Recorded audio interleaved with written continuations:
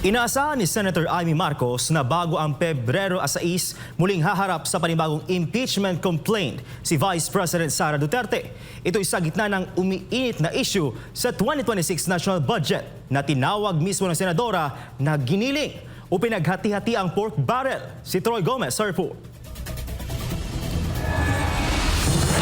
Ayon kay Senadora Amy Marcos, ikagugulat niya kung walang maisampang ikalawang impeachment complaint laban kay Vice President Sara Duterte sa mga susunod na linggo. Anya, ang kasalukuyang political climate, lalo na ang mainit na usapin sa 2026 national budget ay tila nagsisilbing mitya para sa panibagong hakbang laban sa Vice Presidente. February 6 is the reckoning date for a second impeachment against VP Sara. Matatanda ang isa si Marcos sa mga pinakamatitinding kritiko ng 2026 national budget na tinawag niyang giniling budget dahil umano sa malalaking pondo para sa ayuda at infrastruktura na posibleng may bahid ng politika. Questionable rin para sa senadora ang paglalaan ng bilyong piso sa Assistance to Individuals in Crisis Situations o AICS. Gayon din sa mga farm-to-market roads o FMRs. Bakit hindi na lang sundan yung mga plano at bigyan diin? Ayan na nga, yung mga MUP na pag-usapan yung military and uniform personnel, yung mga pensyon na kinaltasan, yung pensyon at benepisyo ng ating mga employees sa gobyerno.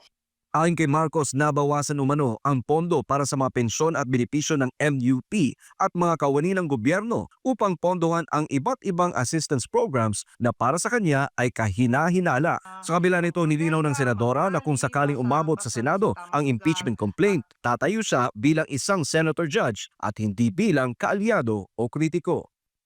Alam naman natin na kaibigan natin yan, pero tulad ng lagi naming sinasabi, tatayo kami na mga huwes sa impeachment and trial court kung aaabot sa ganun. Sa ngayon, wala naman tayong nakikitang ebidensya pa, hindi ko alam kung ano ang gagamitin ng katibayan laban sa kanya, kung may bago ba, kung may mabigat ba.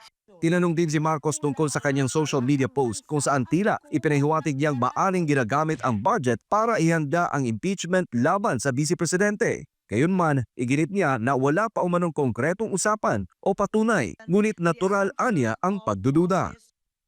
Wala man prueba, nagiging malisyoso ka na eh. Kasi pag nag-iipon ka o nagtatabi ka ng sangkatutak na pera, para saan yon? Magtatanong ka talaga. Kung impeachment ba yon, yung BARM election ba yon, o yung barangay election, parang politika ang pinag-iipunan.